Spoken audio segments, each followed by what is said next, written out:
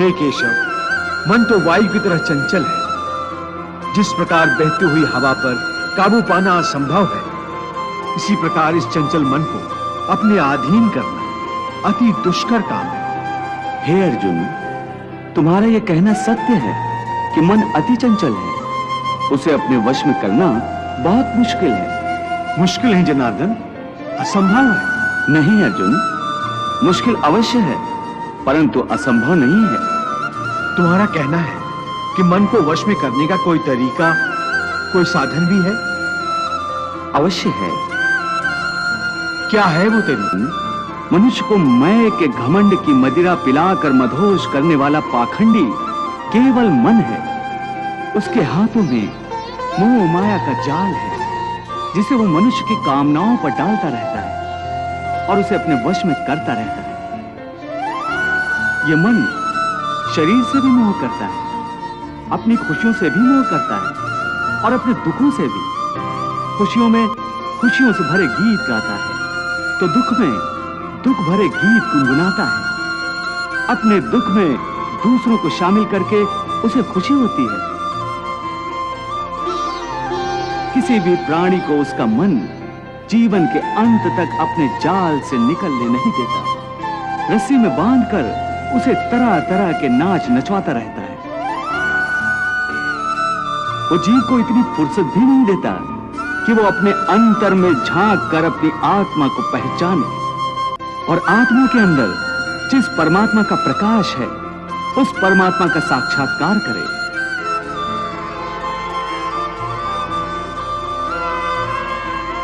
हे पार्थ, प्राणी के लिए आवश्यक है कि प्राणी अपने मन को काबू में करके अपने अंतर में झांक कर आत्मा को देखे। तब उस आत्मा के अंदर उसे परमात्मा का प्रकाश स्पष्ट दिखाई देगा। उसी को परमात्मा का साक्षात्कार कहते हैं। तुम तो कहते हो कि अपने अंतर में झांक कर आत्मा को और उस आत्मा में प्रकाशित परमात्मा को पहचानो। अर्थात आत्मा से अलग कोई और है जो आत्मा को पहचानेगा। ये किसको कह रहे हो कि आत्मा को पहचानो?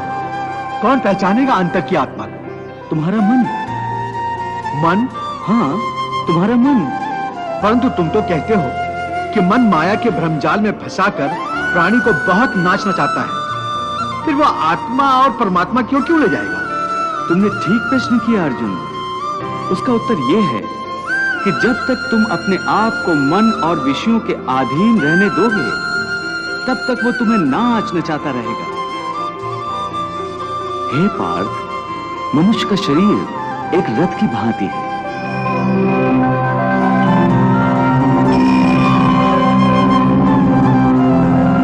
उस रथ के जो घोड़े हैं, उन्हें मनुष्य की इंद्रियां समझो। जैसे आंख,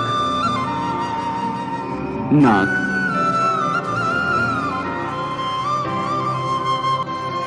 कान, मुख,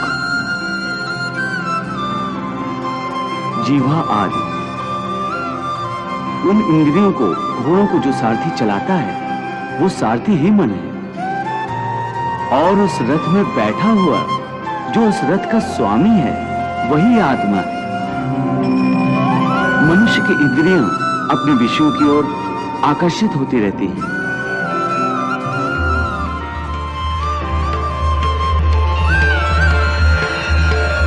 और उसका मन इंद्रियों को उनके विषयों की ओर ही दौड़ाता रहता है।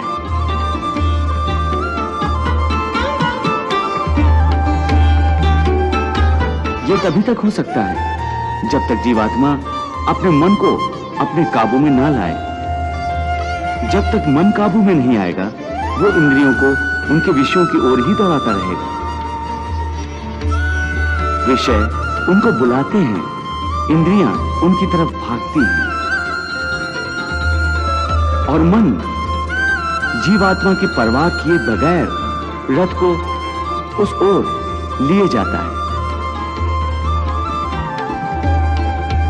परंतु जब तुम स्वयं मन के अधीन न रहकर मन को अपने अधीन कर लोगे, तो वही मन एक अच्छे सारथी की तरह तुम्हारे शरीर रूपी रथ को सीधे प्रभु के चरणों में ले जाएगा। मैंने कहा था कि मनेव मनुष्याणाम कारण बंधन मोक्षेव, अर्थात यदि मन तुम्हारा स्वामी है और तुम उसके अधीन हो तो वो तुम्हें माया के बंधन में जकड़ता रहेगा, और जब तुम मन पर काबू पालोगे और उसके स्वामी हो जाओगे तो वही मन तुम्हें मोक्ष के द्वार तक ले जाएगा। हे मधुसूदन, ये कहना तो बहुत आसान है कि तुम मन पर काबू पालो, मन के स्वामी बन जाओ, परंतु यही तो सबसे दुष्कर कार्य है।